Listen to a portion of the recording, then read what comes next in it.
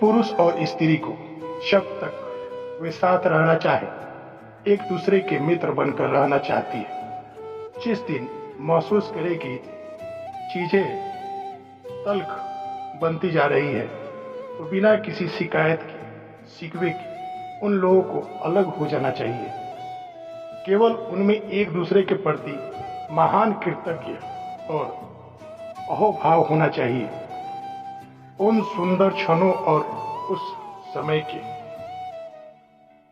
लिए जो उन्हें साथ साथ व्यतीत किए, यह न केवल स्वभाव है बल्कि यही होने जा रहा है, क्योंकि पुरुष और स्त्री अब और अधिक बर्दाश्त नहीं कर सकते। यह सदी पुरानी सरी गली ढांचे का अंत देखेगी और एक नए मनुष्य तथा नई मनुष्यता की शुभारंभ हो। प्रेम एक लंबी यात्रा है और इस यात्रा के बीच में कहीं संभोग नाम का पड़ाव भी है, लेकिन संभोग ही प्रेम नहीं, संभोग एक पड़ाव मात्र है और प्रेम एक पूरी यात्रा। धनी आदमी में प्रेम नहीं होता, असल में धन कमाने में उसको अपने प्रेम को बिल्कुल नष्ट कर देना होता है।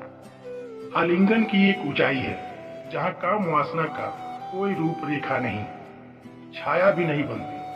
दो आत्माओं का मिलन, और यह मिलन अत्यंत पवित्र है, निर्दोष है, कुआरा है।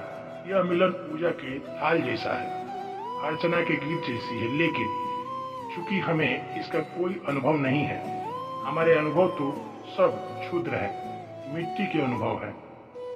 कमल की हमारी कोई पहचान नहीं है, इसलिए मन में झिझकता है। जब एक स्त्री और पुरुष पूर्ण रूप से प्रेम और आनंद में मिलते हैं तो वह मिलन एक सेक्सुअल एक्ट हो जाता है, एक अध्यात्म कृत हो जाता है, जो उतना ही पवित्र है वह कृत, क्योंकि परमात्मा उसी कृत से जीवन को जन्म देता है और जीवन को गति देता है।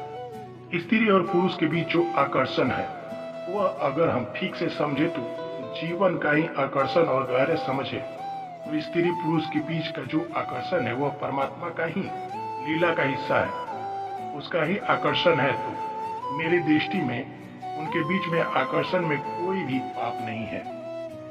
मन के तल पर सेक्स का अनुभव शरीर से ज्यादा गहरा होता है।